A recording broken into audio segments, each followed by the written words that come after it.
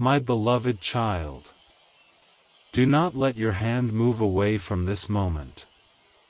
Stay here. Silence the noise around you for just a little while, because the story unfolding behind your back has finally reached a turning point.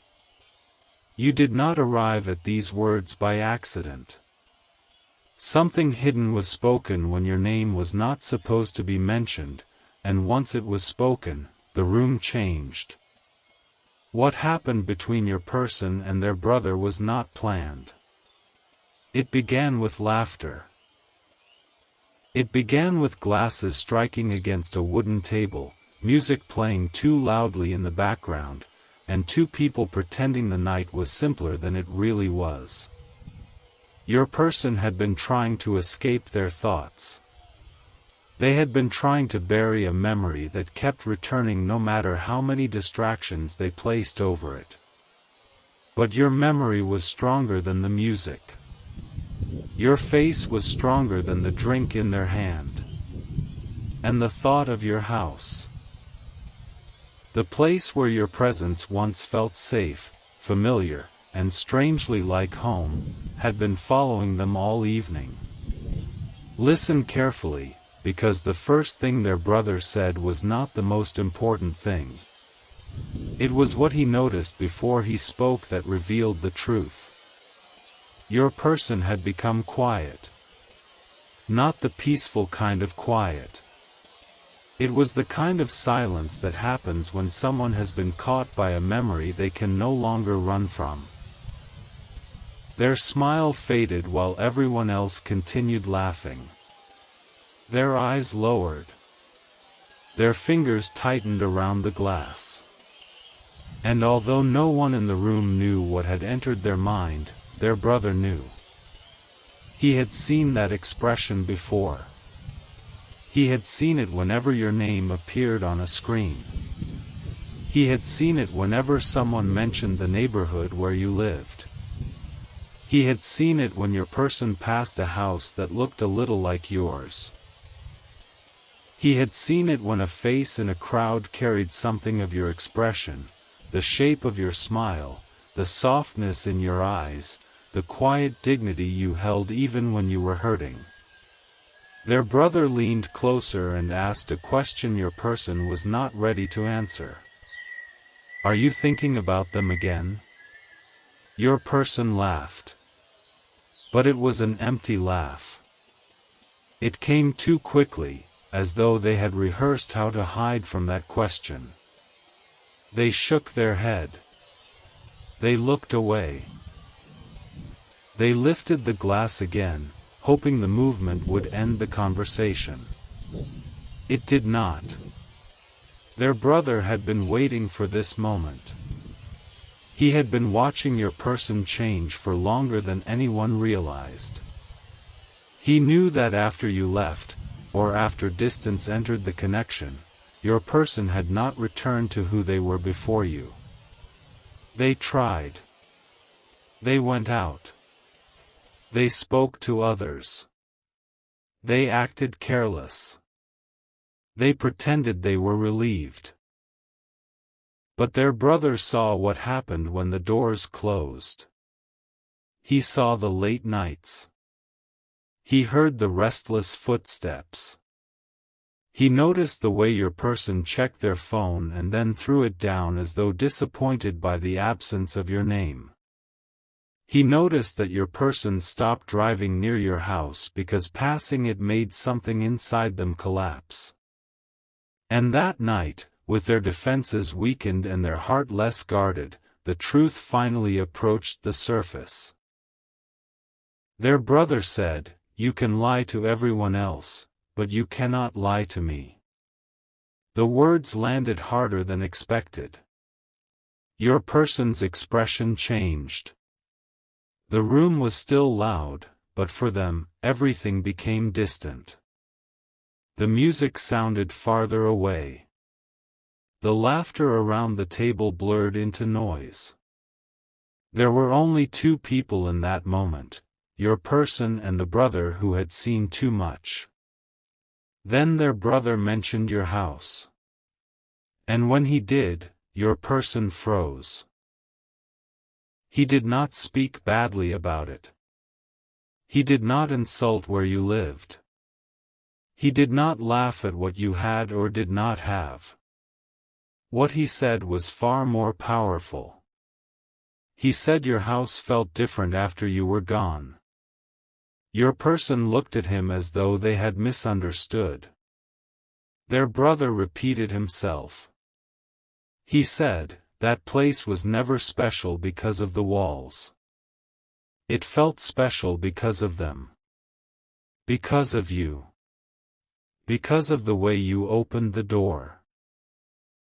Because of the way you made people feel welcomed even when your own heart was tired. Because your presence turned an ordinary room into a place where people could breathe. Your person had never expected their brother to notice those things. They believed those memories belonged only to the two of you. They thought no one else had seen the quiet moments. The way you moved through your home, the way you made simple things feel meaningful, the way you could sit in silence without making silence feel empty. But their brother had seen it. He remembered walking into your house and feeling something he could not explain. It was not wealth. It was not decoration. It was not perfection. It was warmth. It was the feeling that no one had to perform around you. It was the feeling that even broken people could sit down and rest. Your person lowered their eyes because they remembered it too. They remembered standing near your door longer than necessary because leaving never felt easy. They remembered the light falling across your face in the evening. They remembered hearing your voice from another room. They remembered the smallest details, the place you left your keys, the sound of your footsteps, the way you looked over your shoulder when they called your name. These were not dramatic memories. That is why they hurt so much. The deepest love is often hidden in ordinary moments. It lives in the cup someone always uses. It lives in a familiar chair. It lives in the way one person knows when another is pretending to be okay. Your person had spent so much time trying to remember the conflict that they had almost forgotten the peace. Their brother forced them to remember. But that was not all he said. He looked directly at your person and said, "You did not lose a house. You lost the only place where you were completely yourself." Your person's hand stopped moving. For a moment, they did not breathe. Because they knew their brother was not speaking only about the building. He was speaking about you. You were the house. You were the place where their guarded heart had once removed its armor. You were the place where their fear rested. You were the one person who had seen the parts of them they tried to hide from everyone else. Their anger. Their insecurity. Their confusion. Their hope. Their tenderness. Their childish humor. Their silent sadness. You had seen all of it, and still, you had looked at them as though they were worthy of love. My child, this is what your person had failed to understand. They thought love was excitement. They thought love was pursuit. They thought love had to feel uncertain to feel powerful. But you showed them something quieter. You showed them safety. And because safety did not look like the chaos they were used to, they did not recognize its value until it disappeared. Their brother had recognized it. That realization unsettled your person. They asked him why he was bringing this up. Their voice sounded defensive, but beneath the defensiveness was fear. They were afraid of where the conversation was going. They were afraid that their brother would say what they had avoided saying to themselves. And he did. He said, "Because you keep acting like they were replaceable." The word struck the center of the wound. Your person stared at him. He continued. You keep meeting people and comparing them. You keep pretending you are moving forward, but you are looking for their face in everyone. Your face. That was when the second truth came into the room. Your person had been comparing faces. Not only physical beauty. Not only eyes, lips, or smiles. They had been searching for your expression. The way your face softened when you cared. The way your eyes changed when you were concerned. The way you tried not to smile when you wanted to remain serious. The way sadness passed across your face even when you said you were fine. They remembered all of it. Your person had looked into other faces and felt nothing familiar. Some were beautiful.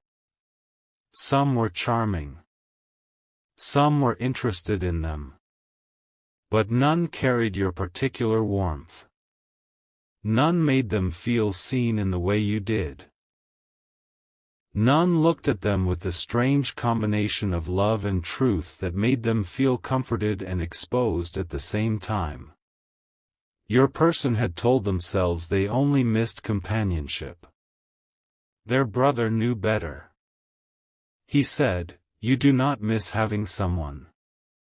You miss their face looking at you like you still had something good inside you." Your person looked away. Their eyes filled, but they refused to let the tears fall. Not yet. They were still trying to control the moment. Still trying to protect the version of themselves that claimed not to care. But the brother did not stop. He had held these thoughts for too long. He had watched your person damage something precious and then act as though fate had done it to them. He had watched your person blame timing, circumstances, misunderstandings, pressure, and fear.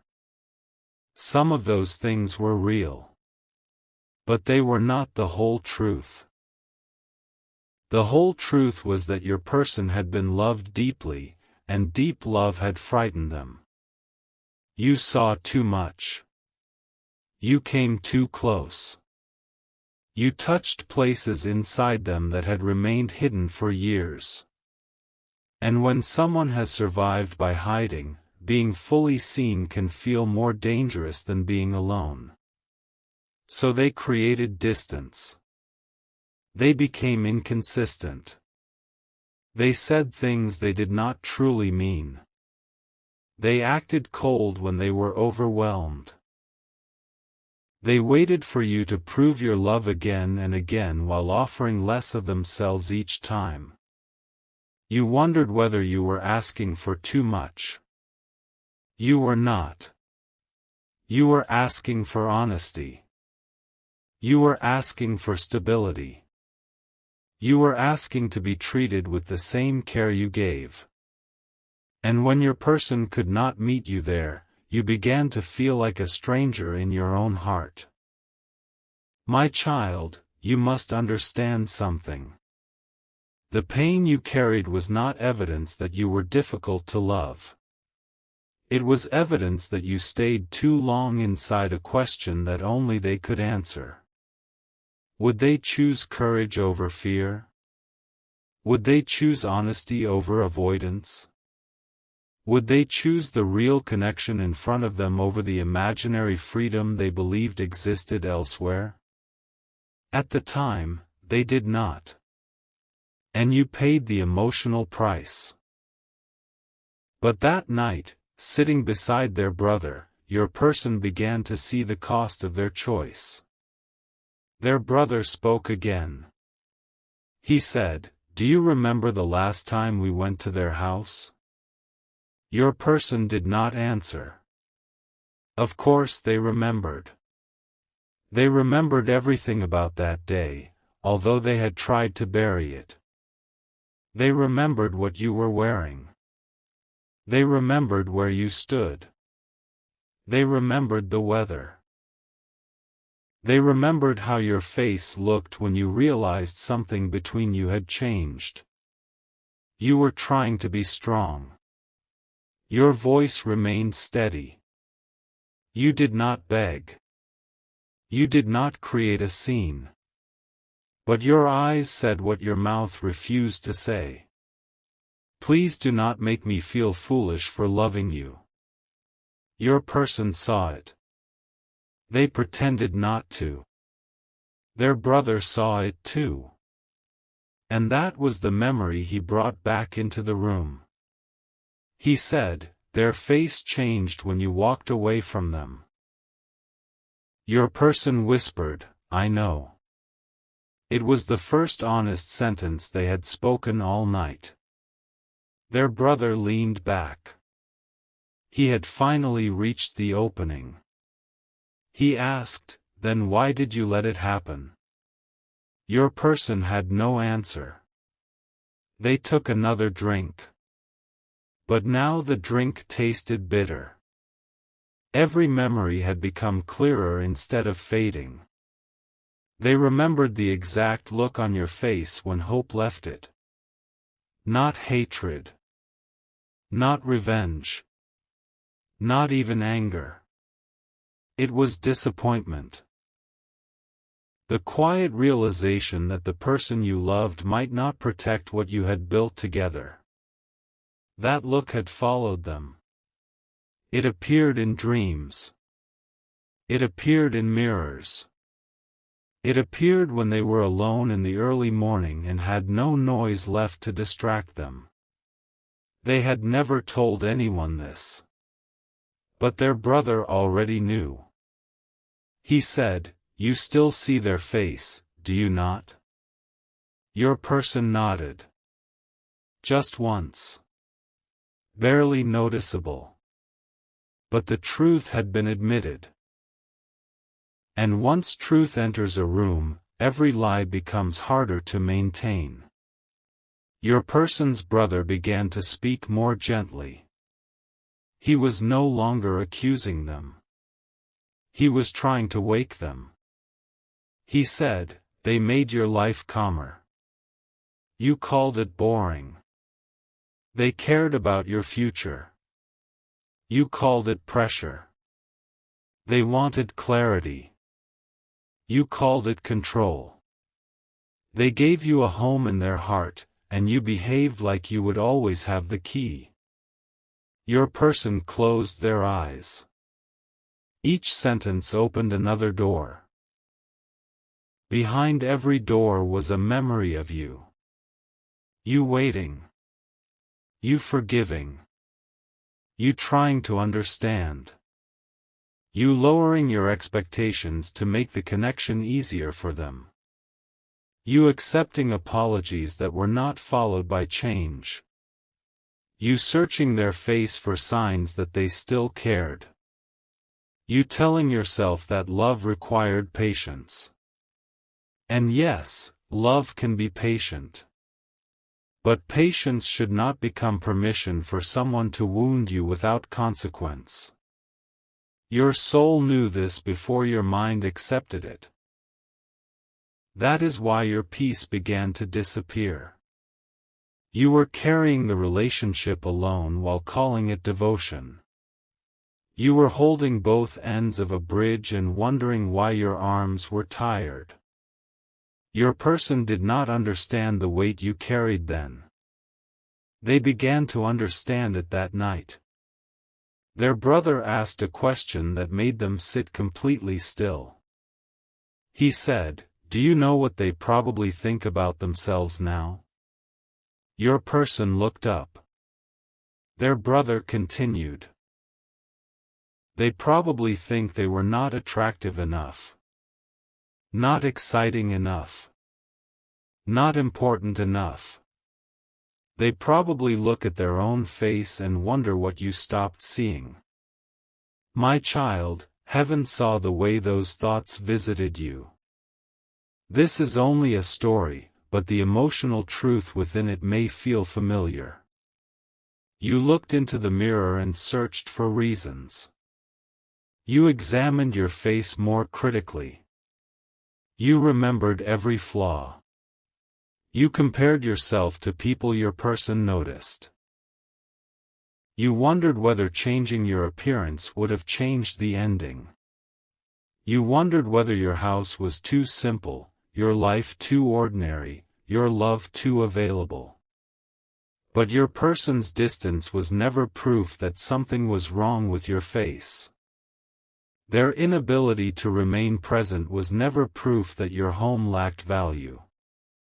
You were not rejected because you were not enough. They withdrew because what you offered required a maturity they had not yet developed. Love asked them to become honest. Love asked them to stop running. Love asked them to look at themselves. And instead of facing the mirror, they turned away from the one holding it. Their brother understood this. He said, "They were never the problem." Your person's jaw tightened. He said it again. "They were never the problem." This time, your person did not argue. Something inside them was breaking. Not in a destructive way. It was the breaking of an old defense. The breaking of a story they had repeated so often that they almost believed it. The story that you expected too much. The story that the connection was complicated because of you. The story that leaving was necessary. The story that they would be happier without the emotional responsibility of loving you properly. But were they happier? Their brother asked them. He said, "Are you happier now?" Your person's eyes moved across the room.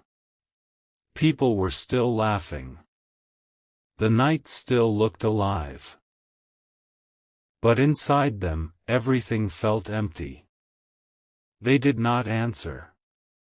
Their silence answered for them. Their brother looked toward the glass in their hand and said, "You have been trying to drink away a person who made you want to become better." Your person's eyes suddenly became wet. They looked down quickly. But their brother had already seen. He softened his voice. He said, "I am not saying they were perfect.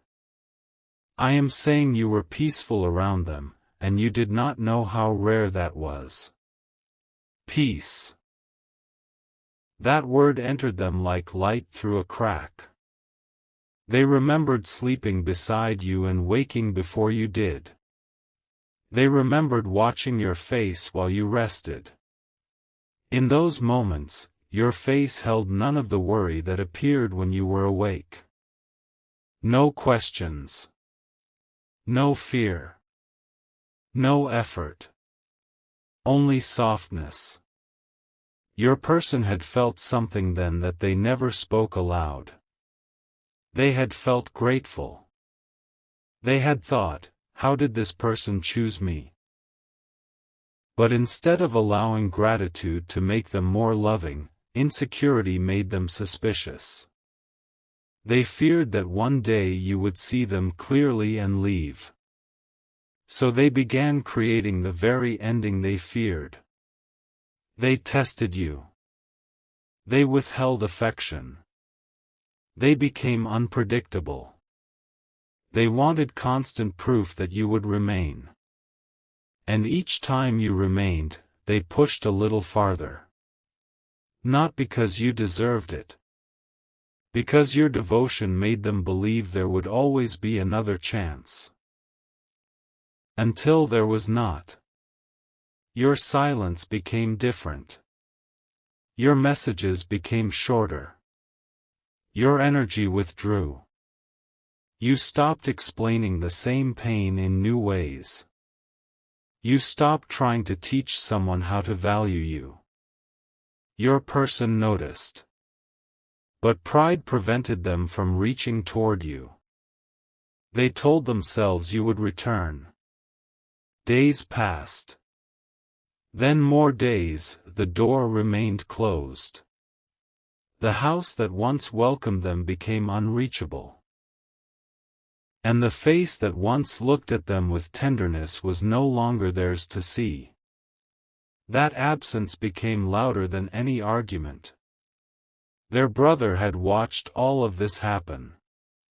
That was why he finally said what he said next. He said, "You know what I remember most about their house?" Your person slowly looked at him. Their brother waited. He wanted the words to settle before he released them. Then he said, "You were different there." Your person frowned. Their brother explained. At their house, you did not have to be the loud one. You did not have to impress anyone. You did not have to prove you were strong. You were just yourself. Your person's shoulders lowered. It was true. In your space, they had allowed themselves to be gentle. They talked about childhood memories. They admitted fears. They laughed in a way they did not laugh with others. They fell asleep without worrying about how they looked. They ate ordinary meals and felt satisfied. They sat beside you doing nothing and somehow did not feel bored. Your house held the version of them they secretly wanted to become. And your face reflected that version back to them. When you looked at your person, you did not only see what they were. You saw what they could become. You saw the healed version. The honest version. The loyal version. The version capable of building a future instead of constantly escaping the present. That is what they missed most. Not merely your beauty. Not merely your affection. They missed the person they were becoming beside you. Their brother knew it. He said, "You did not just lose them. You lost yourself." The sentence ended every remaining defense. Your person's head lowered. A tear fell before they could stop it. They quickly wiped it away. But another followed. Their brother looked away for a moment, giving them dignity. He did not mock them. He did not say, "I told you so." He simply waited. Your person whispered, "I messed everything up." The words were almost lost beneath the music. But their brother heard. This was the confession he had been waiting for. Not because he wanted your person to suffer. Because healing could not begin while blame remained elsewhere. Your person repeated it.